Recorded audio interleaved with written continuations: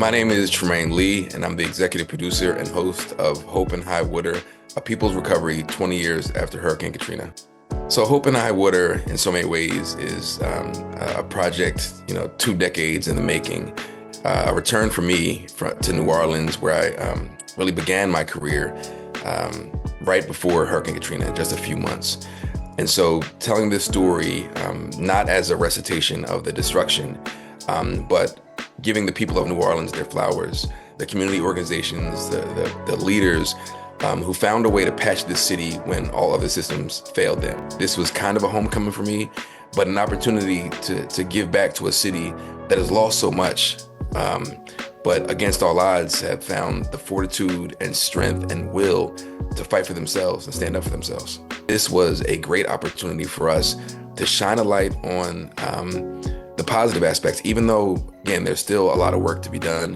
The recovery is still in process all these years later, and folks know that. And so we're not pretending that the destruction didn't have a lasting impact.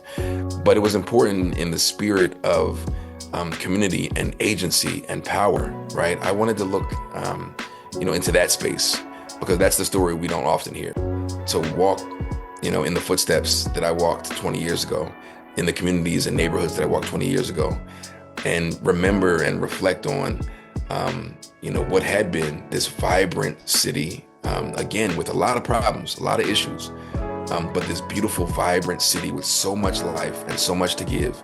And it's given so much to this country. Everything we love about America, from its food and its music, comes from Black New Orleans, right? So let's be clear about that. And we all love those things. But then to go back and reflect over the progress made, the progress still to come, it was pretty profound for me. Because even though the memories are mostly good, there are some bittersweet memories from those initial days and weeks after Katrina. I always think about how, Black folks, especially young Black people, were described as looters.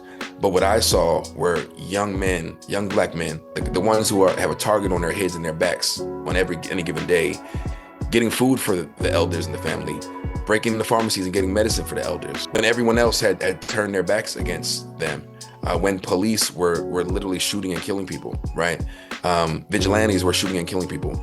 Folks found a way to step up. And so returning 20 years later, I certainly have a mixed bag of memories, but it felt good to come back and tell this story. And so to be able to show how we are working to help and heal and save ourselves when everything else fails us is, first of all, it's a story that I'm privileged to tell, honestly. And so I don't take my role lightly. Well, my default position, even then as a young reporter, was to tell the people's story the right way and to be honest. And sometimes that means shining a light in dark places. Sometimes that means illuminating the good in people. But I know the truth about our people, and I know how to, tell a story. And so I didn't have to necessarily remind myself or correct any narratives. I was speaking to what I was seeing. I was speaking to the stories being relayed to me in real time. And so my stories and my reporting may have butted up against those with more, exaggerated, dramatic, stereotypical kind of stories out of New Orleans.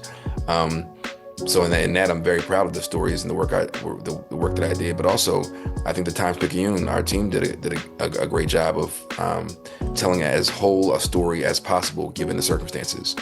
I certainly have a mixed bag of memories, but it felt good to come back and tell this story, right? We all have those memories of those harrowing early days after the storm, but to return and tell this story, mattered deeply to me.